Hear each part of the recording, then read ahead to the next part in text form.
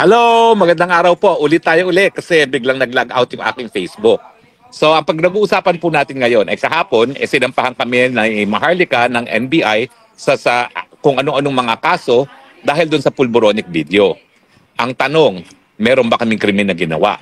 Walang unang-unang simula dyan sa ating diskurso ay ang pagpo-post ng video ng pulboronic video. Yan po ay kabahagi ng malayang pananalita. Bagamat hindi po yan mga salita, yung video mismo po ay kabahagi ng malayang pananalita. So meron pong presumption na lahat po ng kaso na isasampa na nanunupil sa malayang pananalita, yan po ang presumption ay labag sa ating saligang batas dahil yan ay labag sa ating Bill of Rights. O nga pala po, nandito ako sa downtown Eman. No? So nagkakape-kape, mag-ice cream at mag-grocery maya-maya. Pero anyway, ang kinasuhan nila sa akin ay incitement to sedition. Ano ba incitement to sedition? Well, meron pong mga pananalita at ang intensyon ay para yung mga nakakarinig ay gumawa ng acts of sedition. Ano ba yung acts of sedition na yan? Tatlo po yan. Una-una, yung para magalit sa gobyerno. Pangalawa, yung para pigilan ang mga gawain ng gobyerno. At pangatlo, yung intensyon na magkaroon ng pagkakagulo sa lipunan. Ano ba ang nangyari doon sa pulboronic video? Meron ba akong ginawa doon para magalit ang tao kahit kanino? Well, sa tingin ko hindi. Kasi hindi naman namin intensyon na galitin ng tao. Ang intensyon namin ay dapat, yan ay isang tanong. Yung pagpapakita ng video ay isang tanong. Ikaw ba, Mr. President, ikaw ba ay nasa tamang pag-iisip?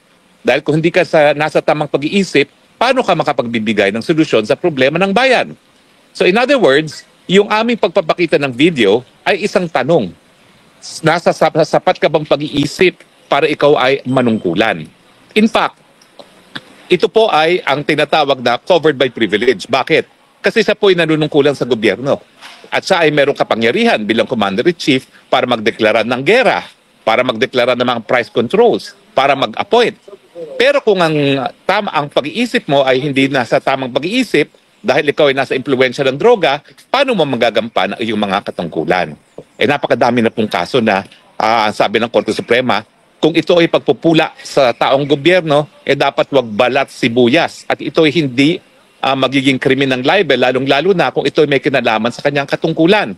Ang tanong, ang pagiging bangag ba may kinalaman niya sa pagiging presidente? Abay, syempre, dahil kung ikaw ay nasa posisyon ng presidente, pinakamataas na posisyon sa ating bayan, yung pinakamataas sa sangay ng gobyerno na nagpapatupad ng batas, unang-una, yung paggamit ng droga, yan po ay illegal. Yan po ay labag sa batas. So paano mo mapapatupad ang batas kung yan ay ikaw mismo ay lalabag? Pangalawa, yun nga po, yung kinakailangan nasa tamang pag-iisip, meron kang tamang judgment.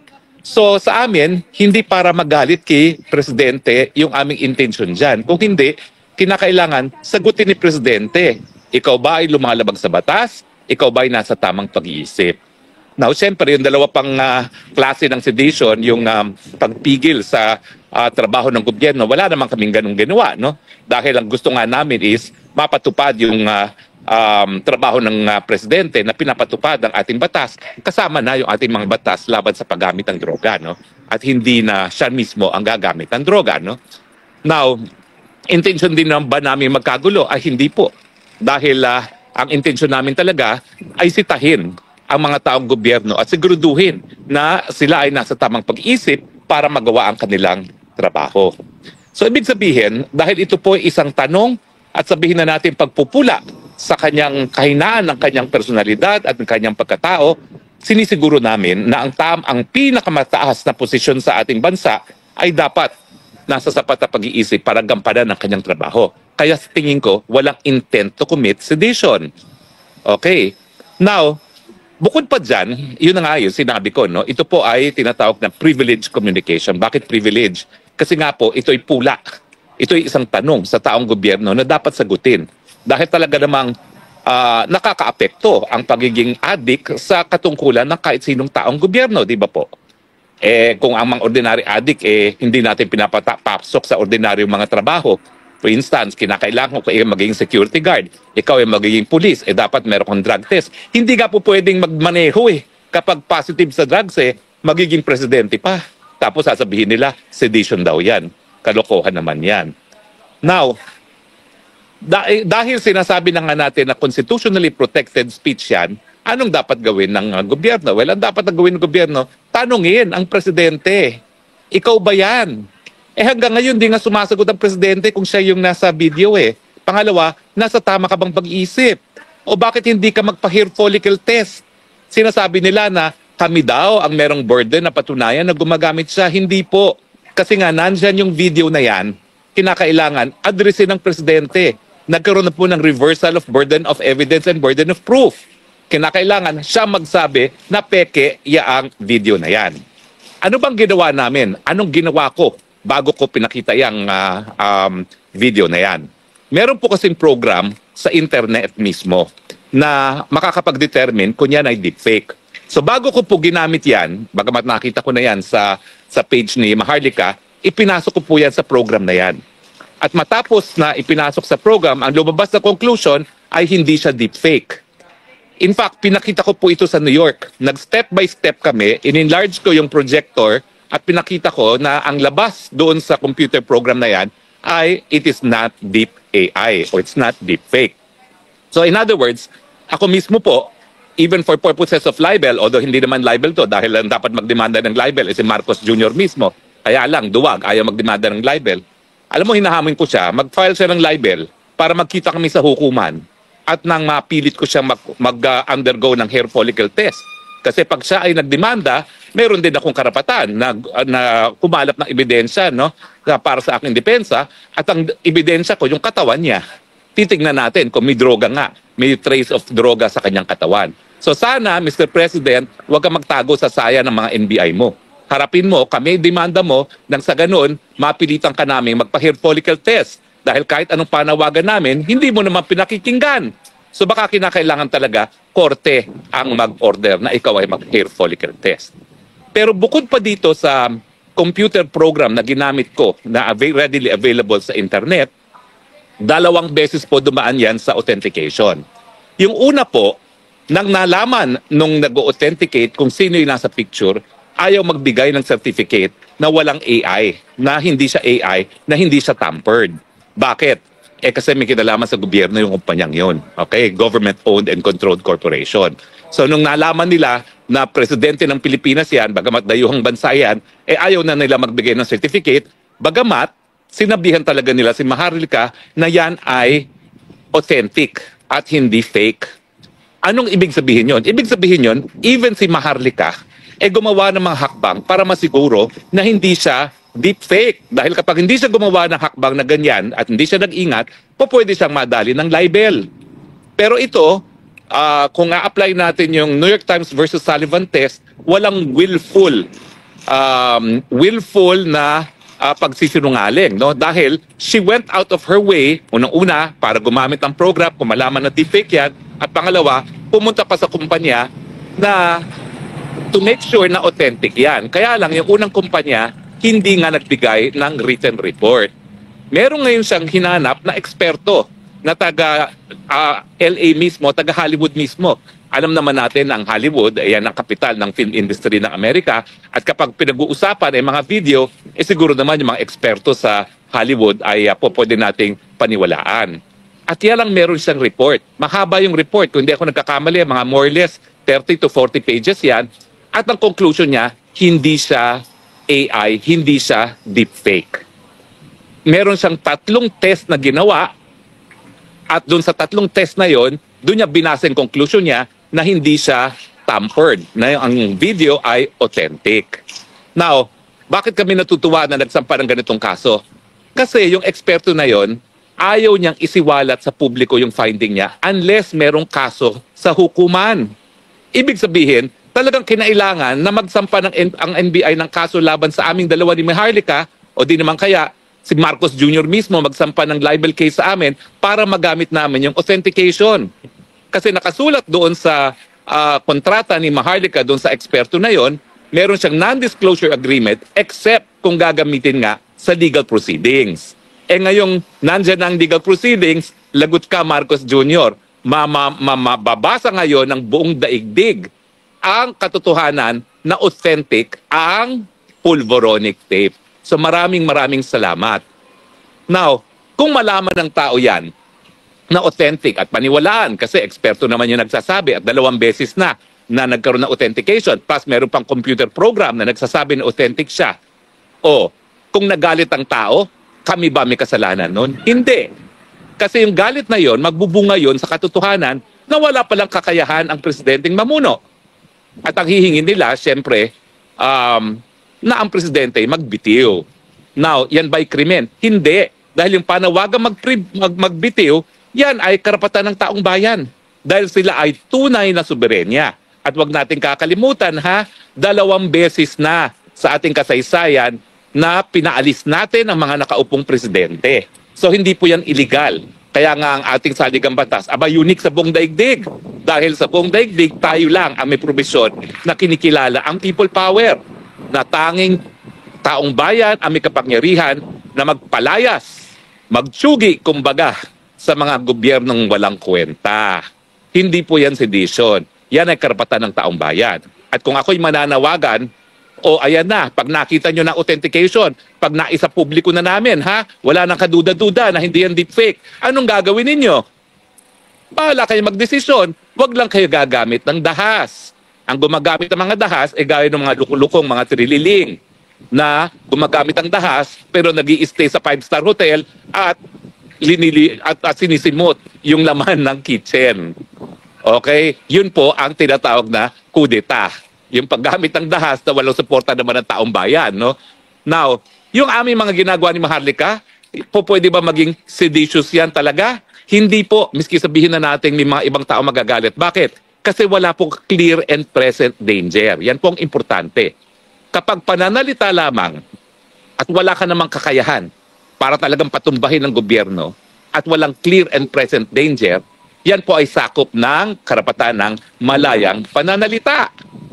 So makikita po talaga natin, talagang binigyan lang kami ng pagkakataon ni Director Santiago na mapakita, masiwalat sa buong bayan yung authenticity ng pulboronic video. Kaya nga po, nagpapasalamat kami.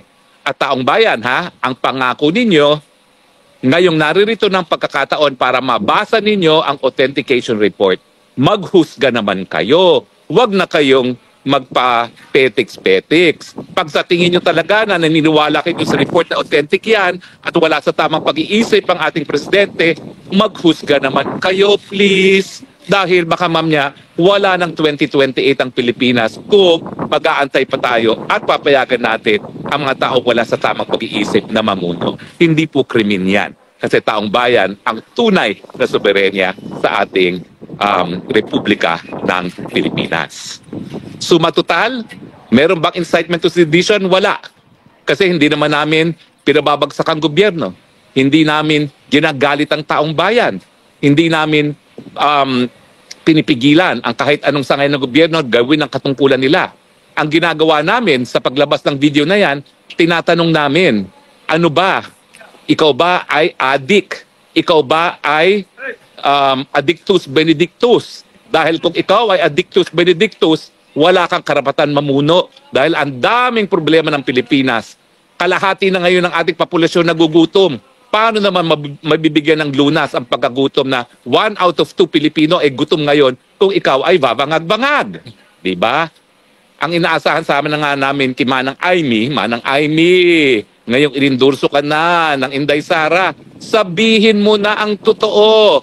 Hindi ako naniniwala na magkapatid kayo na hindi mo alam kung ang kapatid mo ay bangag. Pati nga dun sa isang artikulo sa Rolling Stone magazine, sinasabi nila na yung nag-aaral daw si Marcos Jr. sa Oxford, sa taga-bilyo ng kilo-kilo ng cocaine para dun sa mga kasama niya. Nasa Rolling Stone magazine po yan. Hindi po ako nag-imbento niyan. Hindi sa akin ang galing yan. Rolling Stone magazine yan. Ang tanong, mula nung kabataan niya hanggang ngayon, gumagamit pa ba siya? Ako talaga, nung sumapi ako sa Unity, may binigyan ko siya ng benefit of the doubt na baka hindi na naman. Kasi marami naman talaga tayong ginagawang kapalpakan ng kabataan. Pero habang tumatanda, natututo na. Pero alam nyo, sa tingin ko talaga, itong mga alta sa Pilipinas, ang tingin kasi nila sa cocaine, natural. Kaya sa kanila, okay lang. Hindi po okay yan. Dahil talagang napaka-addicting nitong okay neto at saka napakatindi nung hide di umano no, na nakukuha nila na talagang hindi sila mabubuhay ng wala yan. Meron nga palang report ha na doon sa LA, hindi lang yung namatay ang merong trace ng droga, kung hindi yung mga kasama rin ng namatay, meron trace ng droga. Alam nyo na kung sinong iniisip ko. Meron din ba siyang trace ng droga? Ilabas ang mga dokumento kung meron. So malinaw po ha, ang pagsampa ng kaso nila, walang kwenta. Pero sinampa rin nila yan dahil inaasahan nila na matatakot kami ni Maharlika na ititigil na namin yung bangag, ngiwi. Hindi po. Kasi ito po ay mga katanungan na dapat sagutin. Ayan po, kinakaladkad tayo sa kuko ng gera laban sa China na wala naman tayong interes. Yan ba'y epekto ng pinagbabawal na droga o hindi? Walang solusyon sa pagtaas na presyo ng bilihin. Yan ba'y epekto ng pinagbabawal ng droga o hindi? Walang magawa sa korupsyon, hindi makontrol ang mga kaibigan ng mga smugglers at mga korap. Yan ba'y epekto ng pinagbabawal na droga o hindi? Yan po ang dapat sagutin ng presidente natin mismo. Wala pong ibang makakasagot dyan kung hindi ang presidente mismo. Ang ginagawa lang ng NBI sa pagsasampa ng ganitong mga kaso at wala pang kwenta ang kanilang testigo, talagang sinusupin nila ang malayang pananalita ng mga mamamayan. Ako naman, lalo mo akong supilin, lalong lalakas ang aking boses dahil alam ko ang karapatan ko. Wala akong pakialam kung ako na ang pinaka-kasuklam-suklam na tao sa kanila. Basta ako, may karapatan ako magsalita, lalong-lalo na kung ito ay tungkol sa pamamahala ng gobyerno ko dahil nakasalalay ang buhay ko dito sa kapalaran ng ating bayan. Ako po'y nasa abroad. Ilang beses na po ako nag-abroad. 2 beses po ako nag-aral. College at saka postgraduate. America at England. Sa parehong pagkakataon po pwede po ako nanatili na dahil ang aking mga kapatid, lahat po kami pinag-aral ng lolo ko abroad sa Amerika. Pero ako lang po ang bumalik sa Pilipinas. Bakit? Dahil mahal na mahal ko pong Pilipinas. At hindi ko maatim na ang Pilipinas ngayon, kalahati nagugutom dahil lamang walang sapat na kakayahan na magbigay ng solusyon ang ating presidente. Hindi po krimen yan. Palpak po ang ating presidente. At kaya nga po ang aking panawagan, pag-aralan mabuti, sisantihin po natin yan dahil nasa kapangyarihan ng taong bayan magsisante ng mga opisyales na hindi tumutupad sa kanilang mga katungkulan. Yung 20 pesos na bigas, paano naman natin talagang huhusgahan ang mga kandidato kung hindi doon sa kanilang mga ginawang pangako ng eleksyon? Doon pa lang sa 20 pesos ng bigas.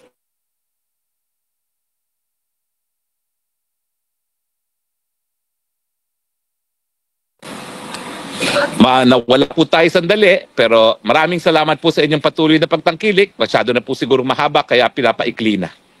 Maraming salamat po at sa muli nating pagkikita, ito po ang inyong Spoksang Bayan, galing po dito sa Emmen, the Netherlands. Nagsasabing, I love you Philippines, you're the only country that I have, you're the only country that I love.